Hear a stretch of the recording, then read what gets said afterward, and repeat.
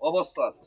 এখন আমার কথা হলো দশের মানে দশের সুবিধার্থে আমি এখানে যদি গ্রামের সবাই বসছে, বাইরের গ্রামের মানুষ আছে, আলাল ভাই এবং হেরা আছে, যারা গ্রামের সবাই মিললে যদি আমরা একটা অনার করে যে বিষয়টা অনেক তা আইনা দিচ্ছে, মেম্বারের দু চারজন আলাপ করো যে আমরা এটা কেমনে সলিউশন করতাম পারি।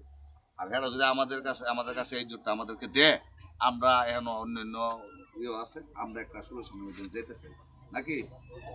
এর বাইরে কোনো কথা আছে না? থাকলে উত্তম কথা বলছি। এই জিনিস নিয়ে উনির সাথে আমরা তাওরাত থেকে আসছি, যে সুবিধা তাওরার এলাকা আমরা এটা নিয়ে এসে কথা বলতে চাচ্ছি। আমি আধা ফুট দিয়ে 1 ফুট দিয়ে জাহাজ দিয়ে সমাজ রক্ষা করতে গিয়ে যদি আমার প্রয়োজন হয় আমরা নেব। তবে এটা হচ্ছে আমার ব্যক্তিগত, আমার বাড়ি। তবে সরকারি যে জায়গাটা, সরকারের তো একটা ইয়ে আছে, সরকারের জায়গার বর্তমানে কত ফুট আছে?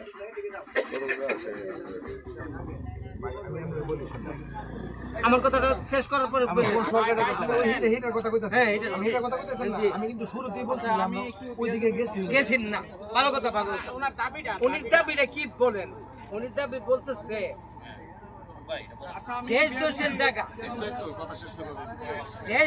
জায়গা, এটা সমস্ত এই নগর পাশের জায়গা। কোনটা? আমি কিন্তু আপনি আমার কথা বুঝছেন না। ওই রাস্তা যেটা আছে আমার কথাটা আপনি বুঝেন নাই। এই রাস্তাটা পুরো গ্রাম নিয়ে ওনারা আইসে না ওনার কাছে। এই সমস্যার সমাধান হইলে আপনারা আগামী সপ্তাহ 15 দিন পরে আবার চেয়ারম্যানের কাছে যান, আরেকটা নোট করেন, আমরা এই রাস্তাটা উদ্ধার করব। এই রাস্তাটা আমরা দেখবো। আজকে আমার কথা শেষ করার পরে কথাটা বলেন না।